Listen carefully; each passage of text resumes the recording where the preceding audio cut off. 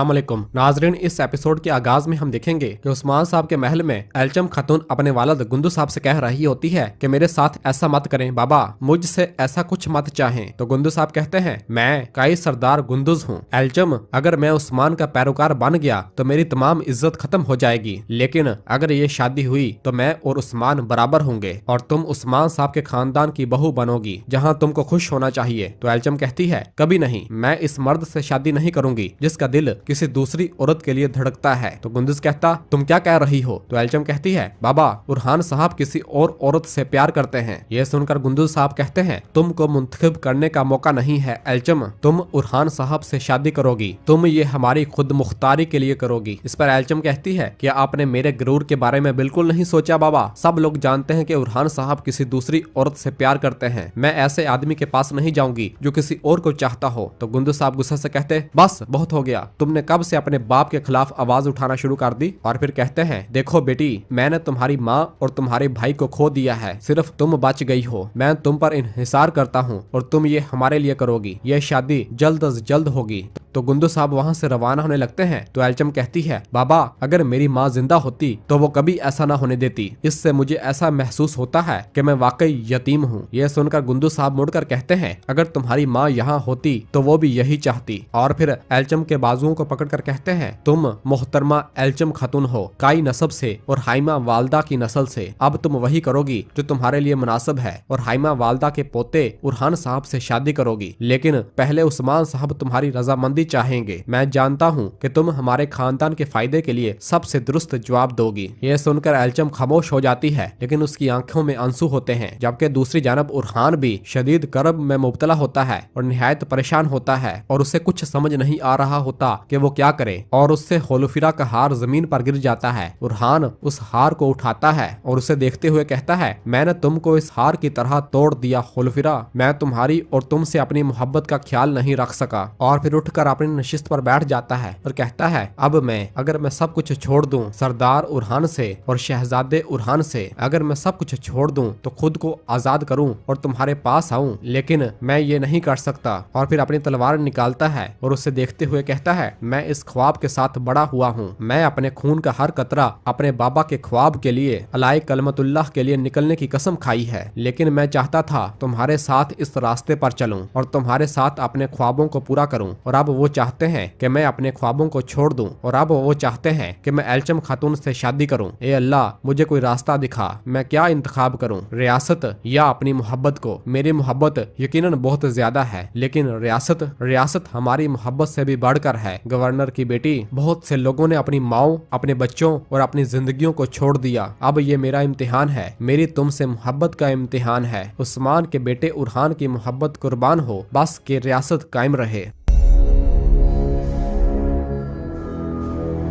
और फिर अगली सुबह उस्मान साहब कोनूर से पूछते हैं मुझे बताओ कोनूर, क्या कारिसी साहब ने तुम्हारी अच्छी मेजबानी की? तो कोनूर कहता है जी हजूर, अल्लाह उसे सलामत रखे। ताजुद्दीन नोयान के सर के गिरने की खबर आई तो हर तरफ खुशी की लहर दौड़ गई। कारासी साहब ने जश्न में भेड़ें ज़िबा की। तो उस्मान साहब कहते हैं हम सब का मिलकर खुशी मनाना काफी नहीं है, क्या वो मैदान जंग में हमारे साथ होंगे? जब उलजाइतो खान की फौज आएगी तो क्या वो हमारे पीछे खड़ा होगा? अहम बात यह है। तो कोनूर कहता है वो खड़ा होगा हजूर, सिर्फ वो नहीं, मैंने आस पास के तमाम छोटे कबाइल का दौरा किया। वो कहते हैं उस्मान साहब चलने का कहें तो हम इनके पीछे चलेंगे। उस्मान साहब कहते हैं ए वल्ला सलामत रहे। और फिर कोनूर कहता है एक और मसला है, कराची बंदरगाह पर बहुत ही सलीबी जंगजू उतर रहे हैं और ये लोग ज्यादातर किराए के कातल हैं। यह सुनकर बुरहान पूछता खैर तो है कोनूर साहब, क्या कदीम रोम को जिंदा किया जा रहा है? और फिर उस्मान साहब पूछते हैं क्या वो मुसल्लह है, क्या उनके पास हथियार है? उनमें कोई औरतें और बच्चे नहीं है, है ना? वो जंग के लिए आ रहे हैं? तो कोनूर हाँ में इशारा करता है। और फिर बुरहान कहता है हजूर वो किसके साथ आ रहे हैं, क्या शहनशाह के? तो उस्मान साहब कहते हैं नहीं, रोमी जल्लाद के साथ।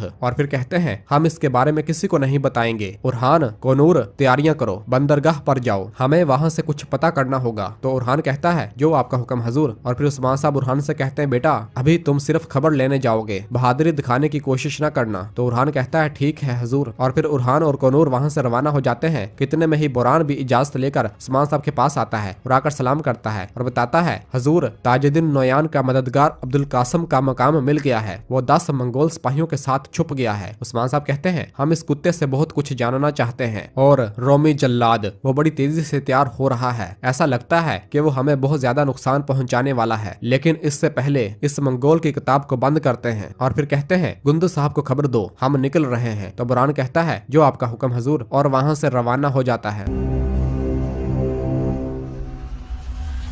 और फिर दूसरी जानब एथरानोस किले में बाइंदर साहब और कारा अली टैक्स लेने के लिए किले पहुंच जाते हैं। तो अविलिया खातून बाइंदर साहब को देखकर कहती है, बाइंदर साहब, और तुर्क कैसे कहते हैं कि खुश आमदीद। तो बाइंदर कहता है, शुक्रिया अविलिया खातून, क्या तकफूर अभी तक नहीं आए। तो अविलिया कहती है, अभी नहीं, वो जल्द आ जाएंगे। हर कोई इस दावत की वजह के बारे में मुतजस्सस है, मैं भी। और फिर पूछती है, उस्मान साहब टैक्स के अलावा क्या चाहते हैं। तो बाइंदर कहता है, तकफूरों के आने के बाद इनके साथ सुन लेना, और अंदर रवाना हो जाता है। जबकि इधर उस्मान साहब के महल में बाला उस्मान साहब को तैयार कर रही होती है और उससे कहती है, उस्मान, क्या आप उरहान के बारे में सोच रहे हैं। तो उस्मान साहब कहते हैं, मुझे बताओ बाला, तुम्हारा इस शादी के बारे में क्या ख्याल है। तो बाला कहती है, अगर ये निकाह हो जाए तो इत्तेहाद होगा, ये हम सब के लिए अच्छा होगा, लेकिन उरहान का दिल टुकड़े टुकड़े हो जाएगा उस्मान। तो उस्मान साहब कहते हैं, मैं जानता हूँ, मैं यकीनी तौर पर जानता हूँ। और फिर इसी दौरान अलाउद्दीन इजाजत लेकर कमरे के अंदर दाखिल होता है और बहुत परेशान होता है और आकर सलाम करता है। और फिर कहता है, एक बात है जो आपको बताना चाहता हूँ बाबा।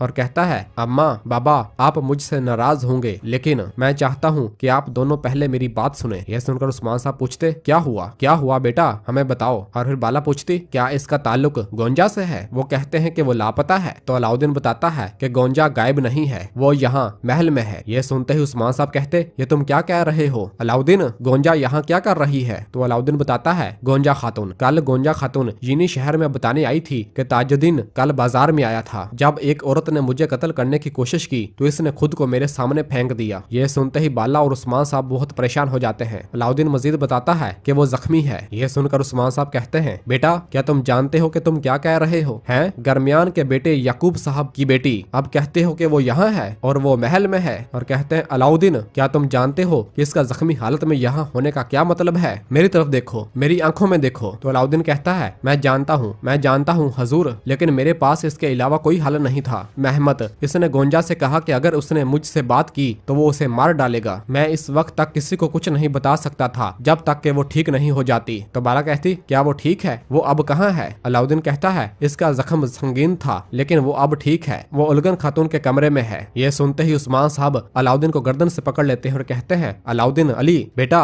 मैं अपने महल में दोबारा कोई राज नहीं चाहता, ये जान लो। और फिर उससे कहते हैं, अब महमद के पास जाओ और उसे बताओ कि गोंजा कहाँ है।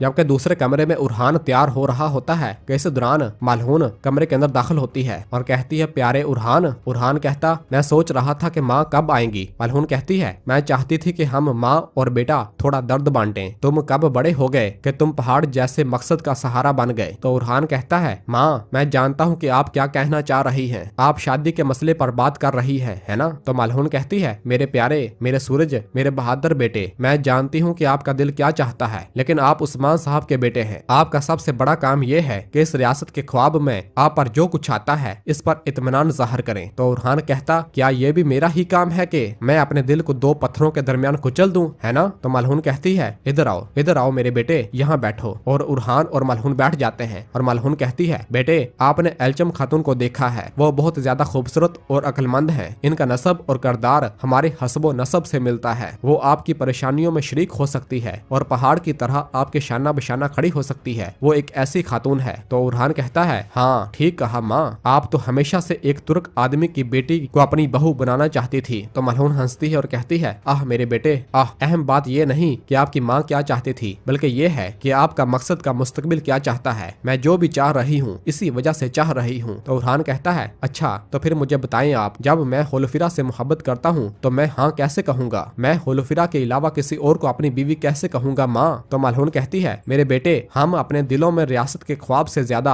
अहम मोहब्बत किसी को नहीं देते। हम ऐसा नहीं कर सकते। हमें देखो, मुझे, अपने बाबा को, अपनी बाला माँ को, हम में से कोई भी आसान इम्तिहानात से नहीं गुजरा, लेकिन देखो हमने एक कबीला बनाया, एक घर बनाया, फिर घर से एक महल बनाया। हम पूरी दुनिया पर हुक्मरानी करने के लिए बहुत से इम्तिहानात से गुजरे और तुम्हें भी इनका सामना करना होगा। और इसी जगह पर एपिसोड खत्म हो जाती है। मिलते हैं बहुत जल्द अगली एपिसोड के साथ। वीडियो को लाइक कर दें और जिन दोस्तों ने अभी तक चैनल सब्सक्राइब नहीं किया वो जल्दी से चैनल सब्सक्राइब कर दें और बेल आइकन यानी घंटी वाले निशान को भी प्रेस कर दें ताकि आने वाले एपिसोड्स आपको आसानी मिल सके। दुआओं में याद रखें। अल्लाह हाफिज।